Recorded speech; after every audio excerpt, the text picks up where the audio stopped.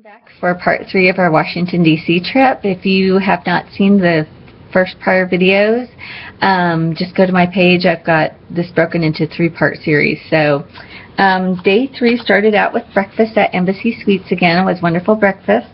And then we walked over to the National Archives, which is definitely something I would highly recommend. This is where they have the original Declaration of Independence, the Constitution, and the Bill of Rights for you to see. And when we got there, you go through security in each of these buildings, and then you get in line. But it moves really quickly. And they also have 2 screens up as you're standing in line that tell about each of the documents and the history behind it. So that's really nice.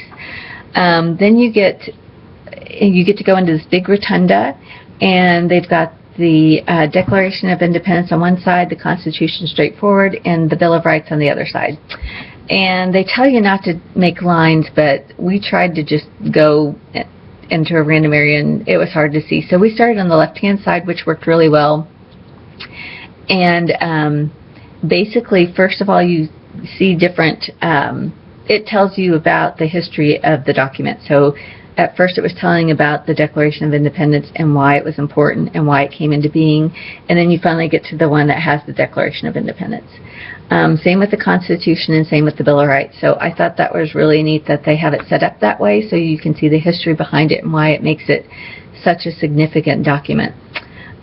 So we spent about 30 minutes there just because there were so many people, and it was definitely worth the wait to see those things. Then we headed over to the Air and Space Museum, and I picked up a magnet there. I like to get magnets put on my fridge of all the places we've been. Tanis helped me pick this out. That was a great museum for kids and adults. Lots to see. We spent a couple hours in there. It's great because it's air conditioned. There's things that are interactive. There's tons of great things to see. I like seeing the spacesuits that, you know, like John Glenn and Alan Shepard had worn, but there's definitely many other things that worth seeing there. So after that, we stayed there until about lunchtime. Then we went and there was a refreshment stand right outside of it, so we got hot dogs and chips and a drink, and we just ate under one of the trees in the shade.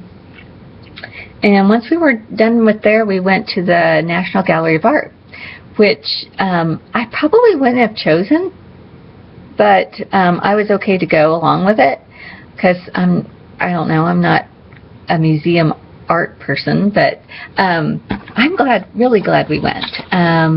You know, I got to walk through it with Tanis, and there was lots of different types of art. They had really old coins. They had, or medallions they call them.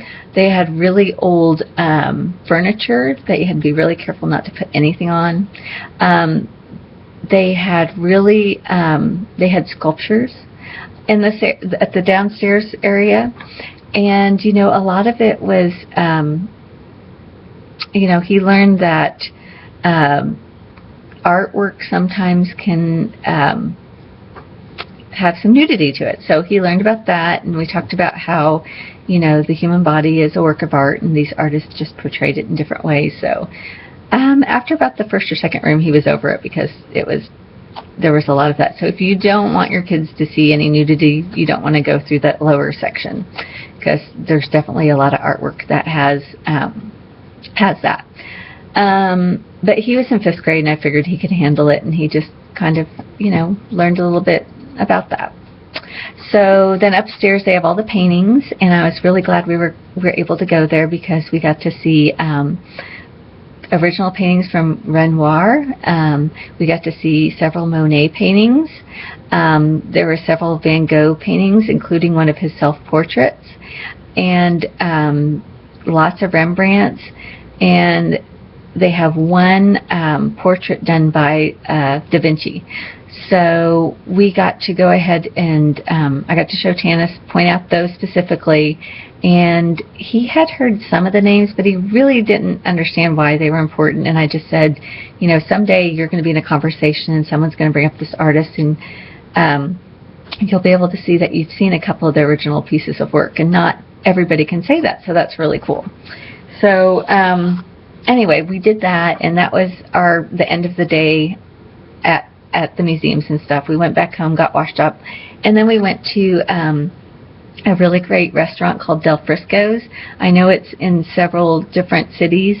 We'd never been to it before, but it was a really nice restaurant, great food, great service, definitely high priced, and definitely something you want to dress up for. And we had to kind of scramble because we hadn't brought any dressy clothes, but we definitely looked like tourists, but I think we blended in the best we could.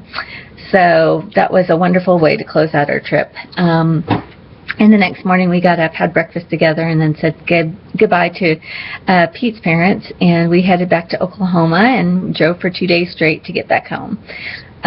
Wonderful, wonderful, great trip. Another thing I just want to say is that this was our second trip to Washington, D.C. In the last 5 or 6 years.